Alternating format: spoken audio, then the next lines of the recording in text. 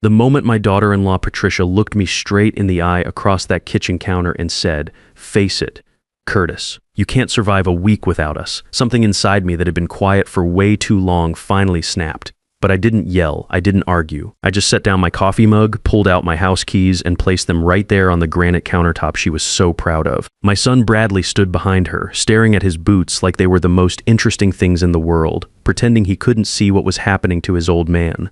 "Where exactly do you think you're going?" Patricia asked, that smug little smile playing on her lips. I walked to the door without looking back. "We'll see who needs who," I said. "My name is Curtis Phillips. I'm 67 years old, and I spent 40 years swinging hammers and running construction crews all over Ohio. Built this house with my own two hands back in 1987, right after I married Dorothy. She passed 3 years ago, and that's when everything started falling apart. The trouble began about 6 months after Dorothy's funeral.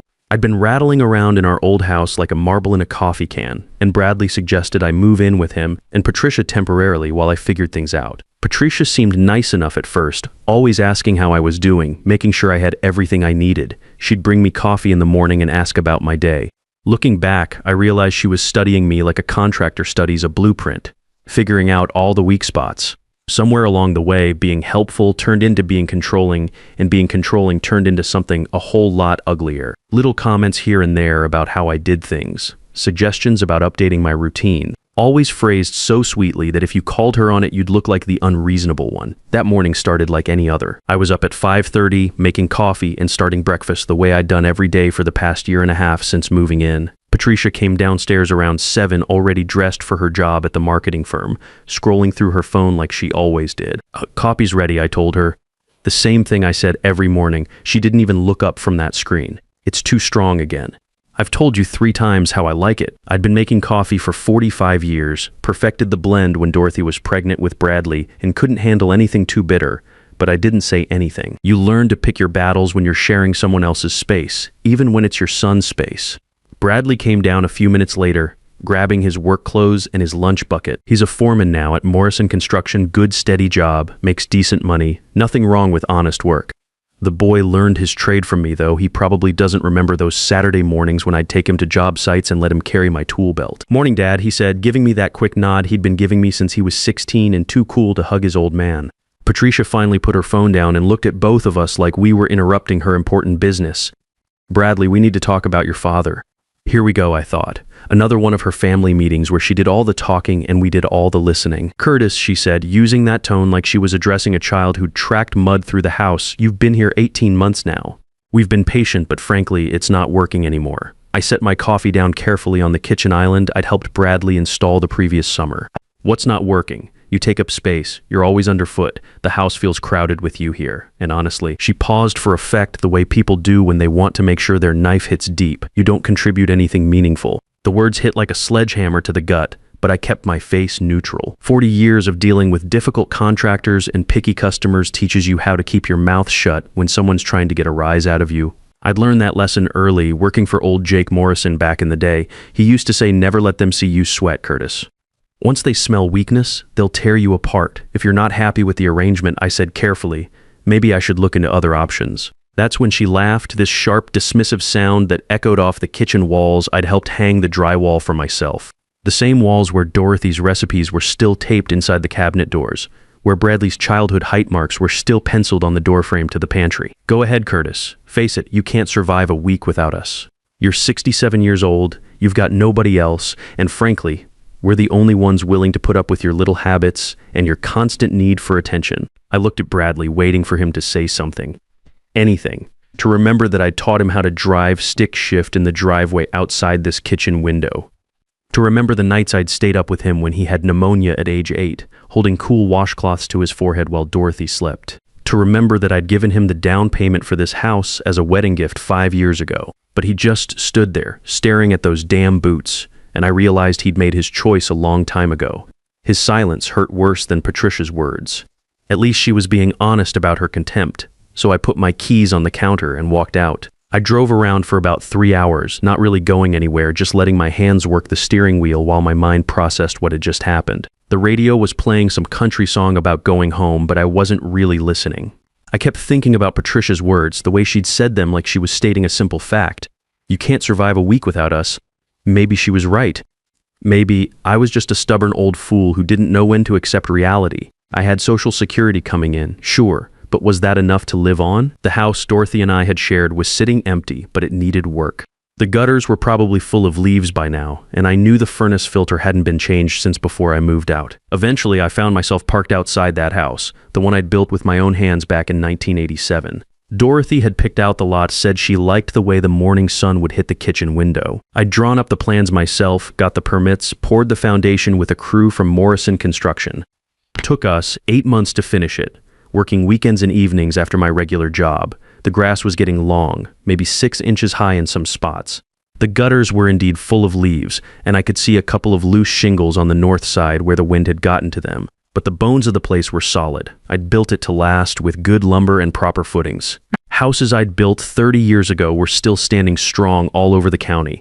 I sat there for the longest time before I finally got out and unlocked the front door. The smell hit me first. That particular combination of closed-up air and the cedar sachets Dorothy used to keep in the linen closets. Everything was exactly like we'd left it when I'd moved in with Bradley and Patricia. Dorothy's reading chair by the window still angled toward the morning light. The kitchen table where we'd eaten thousands of meals together, played cards with Bradley when he was young, gone over construction blueprints when I was bidding jobs. The silence was different from the uncomfortable quiet at Bradley's house.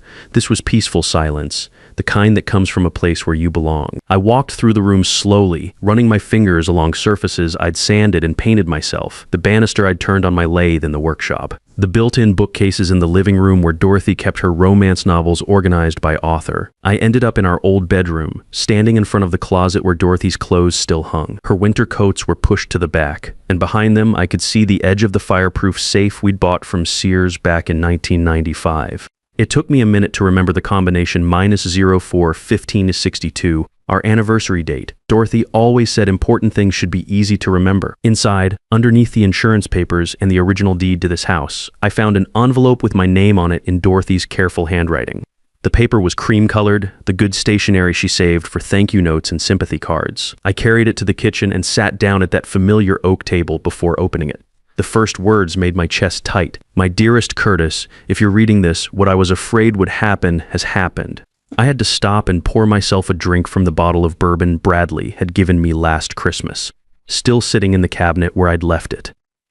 Dorothy's voice seemed to speak right off the page, clear as if she was sitting across from me. I'm sorry I couldn't tell you while I was alive, but you would have confronted Patricia directly, and that would have ruined everything. You've always been too honest for your own good. It's why I fell in love with you, and it's why I had to protect you in secret. My hands started shaking as I read the next paragraph.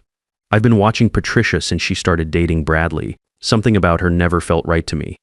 The way she asked questions about our finances during Sunday dinners, the way she looked at you sometimes when she thought no one was watching, not with love or even mild affection, Curtis, but like she was calculating something. I set the letter down and walked to the window, looking out at the backyard where Dorothy had planted her tomato garden every year.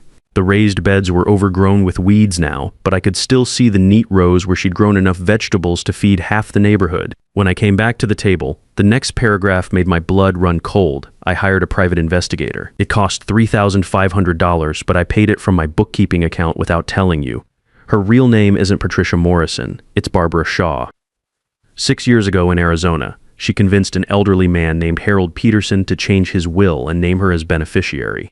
He was 78, a retired accountant with no children. She met him at a senior center where she was volunteering. Sound familiar? I had to read that part twice before it sank in. Patricia Barbara, whatever her real name was, she'd done this before. She'd practiced on some poor old man in Arizona, learned what worked, refined her approach. Harold Peterson. I wondered if he'd sat in his kitchen one morning, being told he couldn't survive without his new friend, the same way I'd been told. The letter continued. Harold died 8 months after changing his will. His distant relatives tried to contest it, claiming undue influence, but they couldn't prove anything in court. Barbara collected $95,000, changed her name to Patricia, and moved to Ohio. 2 years later, she met our Bradley at that coffee shop on Main Street. It wasn't a coincidence, Curtis. She'd researched eligible men in the area, found out about our family, our assets. She selected Bradley the way a hunter selects prey. I felt sick. My son hadn't fallen in love. He'd been hunted, stalked, trapped by a woman who saw dollar signs when she looked at our family, and I'd walked right into it, moving in with them after Dorothy died, making myself the perfect victim. But Dorothy hadn't just discovered the truth. She'd prepared for it. I've been working with an attorney named Beverly Morrison for the past year. Dorothy's letter continued. She specializes in elder law and has seen cases like this before. Together, we've set up legal protections that Patricia cannot touch, no matter what she tries. I had to read that sentence 3 times. My Dorothy, who'd never so much as gotten a speeding ticket, had been building legal fortresses while fighting cancer. While I'd been focused on doctor appointments and treatment schedules, she'd been preparing for a war I didn't even know was coming. The house, the bank accounts, even my life insurance, everything is structured through a living trust that keeps you in sole control. Patricia has no legal claim to any of it. The clause about Bradley and Patricia being guests rather than tenants means you can remove them with 30 days written notice if necessary. I found the trust documents in the safe, pages and pages of legal language that basically said Patricia could take a long walk off a short pier when it came to my assets. Beverly Morrison's letterhead was at the top with a phone number I'd never seen before. But Dorothy hadn't stopped at legal protection. She'd gathered evidence. I bought one of those little digital recorders from Radio Shack, the letter explained. Ohio law says I can record any conversation I'm part of without telling the other person. I've been saving everything Patricia said to me over the past 18 months, especially after she started pushing about adding Bradley's name to the deed. I found the recorder in a small plastic bag, along with a USB drive labeled evidence in Dorothy's neat handwriting. My old laptop was still in the bedroom, hadn't been turned on since before she died. It took a few minutes to boot up, but when I plugged in that drive, there were dozens of audio files organized by date. I clicked on the first one, dated about 18 months before Dorothy passed. The sound quality was surprisingly good. I heard Dorothy's voice offering coffee, then footsteps and chair legs scraping across the kitchen floor. It would be so much easier if Curtis's name was on the deed with you, came Patricia's voice, sweet as honey for tax purposes. You understand. And if something happened to either of you, the transition would be smoother for Bradley and me. Nothing's going to happen to us, Dorothy replied, her tone pleasant but careful. I knew that voice. It was the one she used with door-to-door salesmen and telemarketers. Well, you're both getting older. And Curtis forgets things sometimes, doesn't he? I've noticed him getting confused about names and dates. It might be early dementia. I nearly threw the laptop across the room. I'd never had problems with my memory. Patricia had been planting seeds, trying to make Dorothy think I was losing my mind so she could justify taking control of our finances. There was a pause before Dorothy spoke again. Curtis's memory is fine, Patricia. But thank you for your concern. The second recording was from 6 months later, and Patricia's tone had changed. The sweet act was slipping. You won't live forever, Dorothy. When you're gone, Curtis will need someone to take care of him, someone to make decisions for him when he can't anymore. Curtis can make his own decisions, Dorothy said firmly. For now, Patricia replied, and there was something cold in her voice that made my skin crawl. But these things change quickly. I've seen it happen. One day they're fine, the next day they're confused and vulnerable. It's better if family handles these transitions smoothly. By the third recording, made just 2 months before Dorothy died, Patricia wasn't even trying to hide what she was anymore. I know you don't like me, she said bluntly, but I'm not going anywhere. When you're gone, I'll be the one taking care of Curtis. I'll be the one making the important decisions about this family. You can make that easy, or you can make it difficult, but the outcome will be the same. Dorothy's response sent chills down my spine. I know exactly what you are, Patricia, and I've prepared for you.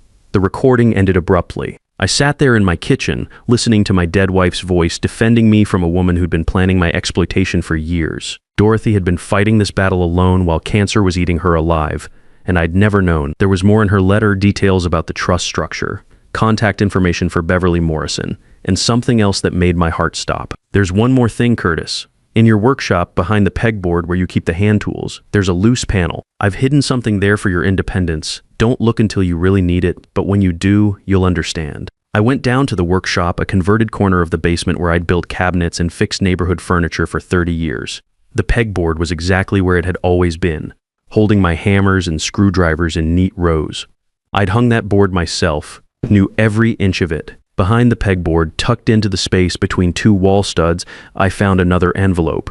Inside were bank statements I'd never seen before, an account Dorothy had opened in my name 5 years ago at a different bank across town. She'd been putting away $200 a month from her part-time bookkeeping job.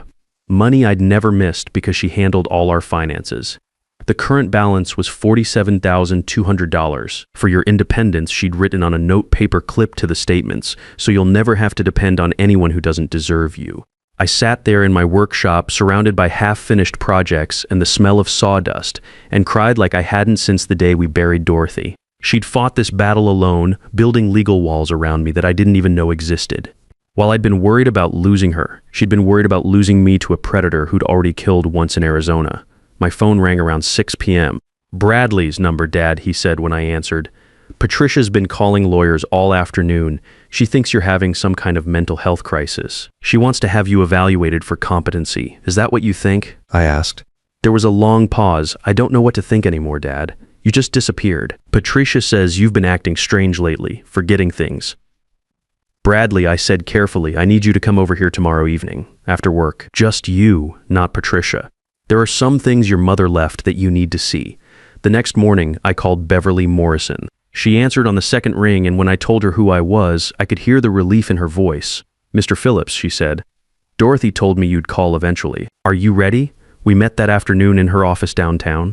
Beverly was about Dorothy's age, with silver hair and sharp eyes that had probably seen every kind of family betrayal imaginable. Her office walls were lined with law books and framed photographs of elderly couples smiling with gratitude. "Your wife was one of the most forward-thinking women I've ever met," she told me, spreading documents across her mahogany desk.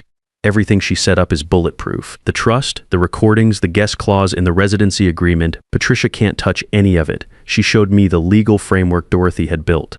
The living trust was ironclad, drafted to withstand any challenge Patricia might mount.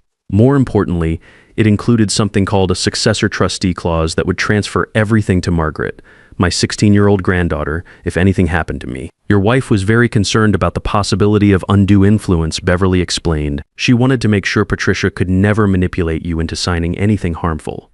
"What do we do now?" I asked. Beverly smiled, and there was something predatory in it that reminded me of a hawk spotting a field mouse. "We let Patricia make her next mistake. People like her always do when they feel cornered." I didn't have to wait long. That evening, Bradley showed up at my door looking like he'd aged 5 years since I'd seen him. He knocked instead of using his key, which told me everything about how things stood. "Dad," he said when I let him in, "we need to talk." I poured him coffee and we sat at the kitchen table, where I'd helped him with homework 25 years ago. He couldn't quite meet my eyes. "Patricia's been calling lawyers all day," he said. "She found one willing to petition for a competency hearing. She says you're showing signs of dementia, that leaving yesterday was proof you can't make rational decisions anymore." I pulled out the digital recorder and set it on the table between us. "Listen to this first." I played him the recordings, all of them. I watched my son's face change as he heard his wife's voice, cold and calculating, talking about me like I was already dead. When Patricia's voice said, "When you're gone, I'll be the one making decisions for this family," Bradley put his head in his hands. "Jesus, Dad, how long has she been like this? According to your mother, years. She just hid it better when Dorothy was alive." I showed him the private investigator's report about Harold Peterson in Arizona, the court documents about the $95,000 inheritance. The name change from Barbara Shaw to Patricia. The pattern was clear and ugly. She was a predator who specialized in targeting vulnerable older men. Bradley read everything twice before he finally looked at me. His eyes were red, and I could see the boy I'd raised struggling with the man he'd become. "What do you want me to do?" he asked. "I want you to choose," I said. "Her or your family, but you can't have both anymore." He left without giving me an answer, but I could see the wheels turning in his head. The next day, Beverly Morrison had prepared the eviction notice legal, formal, and devastating, 30 days to vacate the premises. I drove over to the house I'd built and handed it to Patricia myself. She was in the kitchen, the same spot where she'd challenged me 3 days earlier. When she read the notice, the color drained from her face like someone had pulled a plug. "This is impossible," she said. "I'm your son's wife. You can't just throw us out, actually." "I can," I said, showing her the trust documents Beverly had prepared. "You're guests, not tenants. You have 30 days. That's when Patricia dropped the act completely. The sweet, concerned daughter-in-law mask fell away, revealing something ugly underneath. "You senile old fool," she snarled. "I'll destroy you. I'll tell everyone you're mentally incompetent. I'll make sure you end up in a nursing home where you belong." "Go ahead," I said calmly. "Tell them about Harold Peterson while you're at it." She went white as a sheet. In all her planning and scheming, she'd never considered that someone might have looked into her past. Beverly Morrison walked in then, carrying a thick folder full of evidence. "Ms. Shaw," she said pleasantly. Or should I say Ms. Barbara Shaw, "we have documentation of your previous activities in Arizona. We also have recordings of your conversations with Dorothy Phillips. Under Ohio law, those recordings are completely admissible in court." Patricia's high-priced lawyer, the one she'd hired to have me declared incompetent, took one look at the evidence and walked out without another word. Smart man. You have a choice, Beverly continued. Sign these papers relinquishing any claim to the Phillips family assets and leave quietly, or we turn everything over to the police. The fraud charges alone will put you away for 5 to 10 years. Patricia signed without reading the documents. Her hands were shaking so hard she could barely hold the pen. Bradley chose me. It took him 2 weeks to work up the courage, but he finally filed for divorce and moved into a small apartment across town. He comes by most evenings after work now, and we're slowly rebuilding what Patricia had torn down between us. Yesterday, he brought his tools over and we started fixing the loose gutters together. My granddaughter Margaret visits every weekend. She's 16 now, smart as a whip, and she told me later that she'd known something was wrong with Patricia for months. She looked at you like you were furniture, Grandpa, she said, like you were just something taking up space. Patricia lost everything systematically. Her job fired her when the background check revealed her Arizona conviction. Her friends disappeared when word got around about what she'd tried to do. Within 6 months, she'd moved out of state, probably looking for her next victim. I kept the house Dorothy and I built together. Fixed those gutters, cut that grass, finished the projects in my workshop. Dorothy's been gone 3 years now, but she's still protecting this family, still making sure we're taken care of. Some nights I sit on the front porch and think about Patricia's words that morning, "You can't survive a week without us." Turns out I didn't need her for a single day. But she needed my money, my house, and my son's blind loyalty to survive. When I stopped providing those things, she crumbled. I'm 67 years old, and I've never felt stronger. Respect isn't something you demand from people. It's something you earn through decades of honest work and keeping your word, and no amount of manipulation can fake that kind of foundation. The truth is, some folks mistake kindness for weakness and patience for stupidity. But when you've built your life on solid ground, you don't need to tear others down to prove your worth. You just stop letting them stand on your shoulders.